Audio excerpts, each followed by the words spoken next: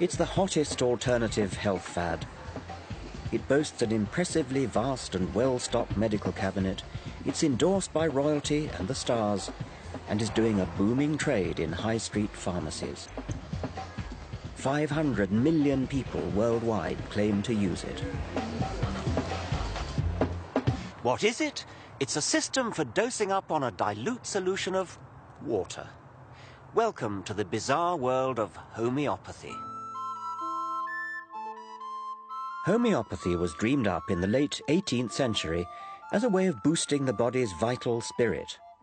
One of the central tenets handed down by its founder, Samuel Hahnemann, was that like cures like.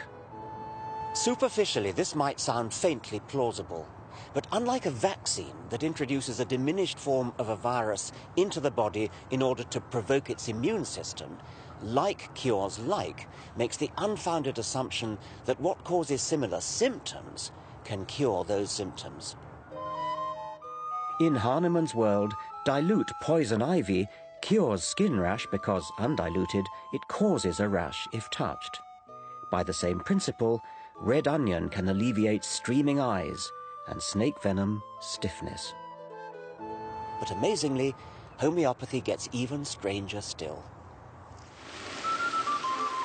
Homeopaths claim that the more you dilute an active ingredient in water, the stronger medicine it becomes. Most homeopathic remedies are marked 30C. What does that mean? It means 1 part medicine to 100 to the power of 30 parts water. How much? A drop in a fish tank? No? A fish tank is nowhere near big enough.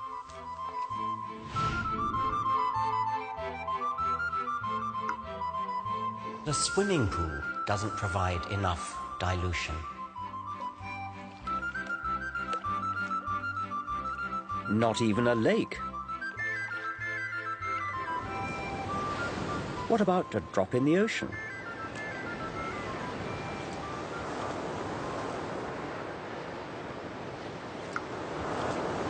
But it turns out that even the sea isn't big enough. For the really approved homeopathic recipes, in order to get 1 molecule of the active substance, you need to imbibe all the atoms in the solar system. To science, just doesn't make sense. Even homeopaths acknowledge that there is not a single molecule of active ingredient in the bottle they sell you. It's just water. So how can it possibly work? In an attempt to resolve the paradox, homeopathy boldly paddles further up the creek of pseudoscience, claiming that water somehow has a memory of the now completely absent active ingredient. But wouldn't water also have memory of other, more common impurities it's come into contact with? Salt, urine. Scientists have calculated that in each glass of water we drink, at least 1 molecule has passed through the bladder of Oliver Cromwell.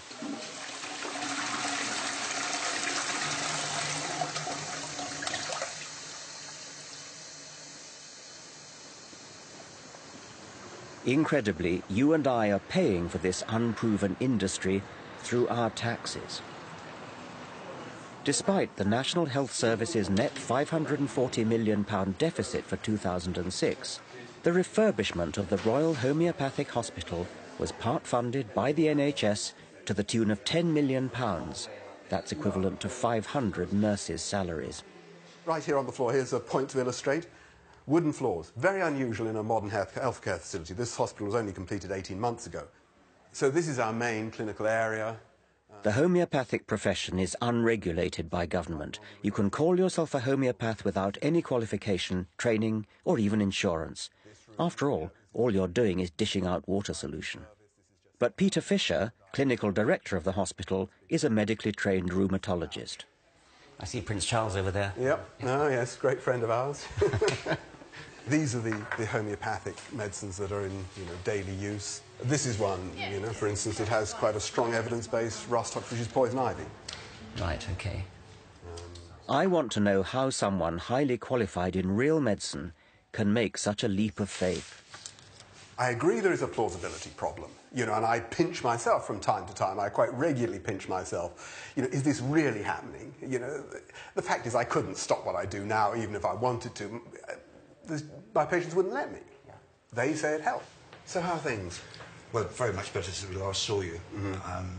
You know, virtually no pain at all. You know, if I'm aware of the symptoms are going to start again, I start taking it again, and I can feel the improvement, and then I get back to it until I need it again, you know. Good. Oh, well, that's pretty straightforward. We just bash on the same, don't we? Yeah. I'm still taking the remedies, but you said to me, you know, if you get little reactions, just hold off taking the remedies until they then subside. So therefore, I've been doing that. So, for example, I haven't had a remedy for a week now. And last time we met, you said you were getting a bit of an emotional sort of upset the day after you took the medicine. It was the day after I took the medicine. I was impressed by the amount of time and care Peter Fisher devotes to each patient, far more than an ordinary doctor. But in terms of the treatment, I would be, you know, reluctant to make a big change. I think this is the right stuff and we may need to fiddle around with it. Like a GP, Peter Fisher prescribes medicine. But in this case, the medicine is a bit of a surprise. Thank you very much. Good. Common salt, natrium muriatic and sodium chloride, again in an ultramolecular dilution. Obviously, since it's common salt, I mean, she's obviously taking in a hell of a lot of common salt anyway. Yes, oh sure. How does the one... Well, the truth is nobody knows. I don't know, nor does anybody else. Yeah. You know, the question is, do you think that because we don't know and because it seems implausible, it can't work? And that may be where you and I differ. Actually, the most recent problem was your skin, wasn't it? That's right, yeah, my hands, they've cleared up quite well. And my scalp's a lot better. While patients like these provide positive anecdotes for homeopathy, subjective stories are not enough for science. I want to pin down precisely what double-blind trials have been conducted. Good. Over 100 have been done, some by me. On the whole, they're positive. And I've worked hard on it. But in the face of great scepticism, in the face of many people who say, oh, well, yeah, we're not going to fund homeopathy, it's got to be a load of rubbish. Why do you think they say that if there really are controlled trials which show... Well, I think you're much better placed to comment on it because you're the sort of person who says that. Well, because I have read studies which have sort of meta-analyses and things which suggest that, yes, occasionally there's a slight suggestion of something, maybe a slight suggestion there, but if you take all the studies that have been done, it doesn't add up in the way that... Well, I don't agree with that at all. Now, if a double-blind controlled trial really does show that it works, then that suggests we're dealing with an entirely new force of physics, something unknown to science. Well, I think there's a slight exaggeration. I mean, there are various hypotheses. Remarkably, nobody knows what the structure of liquid water is. So there is room, you know, for a phenomenon analogous to, I'm not saying the same, but analogous to the storage of information by a magnetic medium, by a floppy disk or a videotape. Yes. If I were a doctor doing what you do and was convinced that it really worked, I would drop everything and really, really try to demonstrate it and win the Nobel Prize for Physics, and it would be an astonishing, totally astonishing finding. That's, to be honest, one of the main reasons I got into it. Plain ambition got me into it in the first place. But I agree, it would be nice to see, you know, a really serious programme of research done on it. Well, you're saying it has been done, and... Well, no, I'm saying that quite a lot of research has been done. I don't claim it's conclusive. Well, why not? I mean, it sounds as though... Well, because it's very diffuse. And, of course, it does depend what question you're asking. You know, are you saying, does it benefit people? Do people feel better? And I think, actually, there's no doubt about that people who go to homeopathic hospitals, have homeopathic treatment, do feel better. But, of course, you will say that's all because you're nice to them. This is all rather contradictory, so let's be clear about the latest evidence. In 2005, the medical journal The Lancet surveyed all the meta-analyses, the analyses of the analyses, and failed to find any reliable effect of homeopathy. Tellingly, for me, in the bigger trials, less prone to chance anomalies, homeopathy was more likely to show zero demonstrable effect.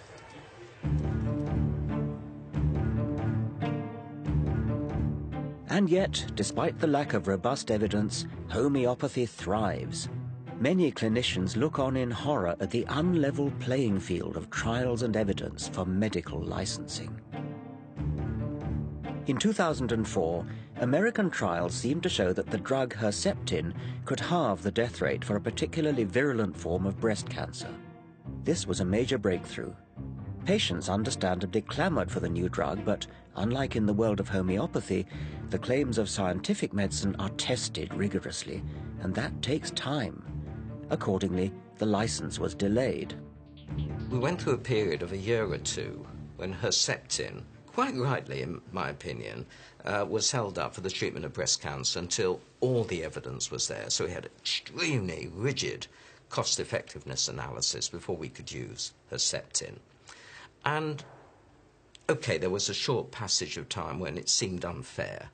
But you compare that when actually lives are lost because we're talking about life-threatening disease with drugs which actually save lives, to the way that ineffective, irrational remedies are just being nodded through.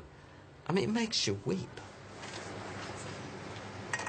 The pharmaceutical industry takes a lot of knocks, and yes, drugs are very expensive. But the reason they're so expensive is there may be 20 years of R&D to get to an effective product. Every step of the way is checked and double-checked. And now, to the back door, we're getting a class of compound being allowed into the marketplace with a licence with no such evidence of efficacy. I can't understand how you could even... But if homeopathy isn't tested properly or flunks its trials, then why do homeopaths remain popular?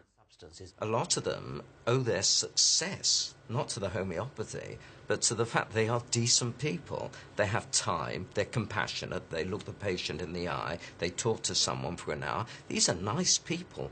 I would like to recruit these really nice people to practice proper medicine. And then, in the end, what we've got are proper doctors, empathetic doctors, who will, in addition to the placebo effect of being that kind of physician, they can also add in truly effective drugs.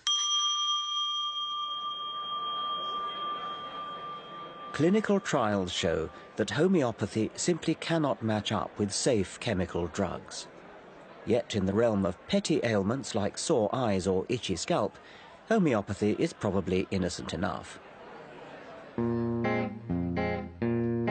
Because it's really all about attentive doctors spending time listening to the patient. That one is still, the right one is still a tiny bit puffy, isn't it? Or is it? Well, it's always like that. Then giving them something that makes them feel better, precisely because it's supposed to make them feel better.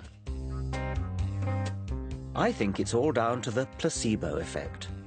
I want to find out if that's the key to alternative medicine's grip on public confidence. I would disagree with you that I think something is being done. And why are we so good at placebo and the orthodox medicine is not? Well, they're pretty good at it too.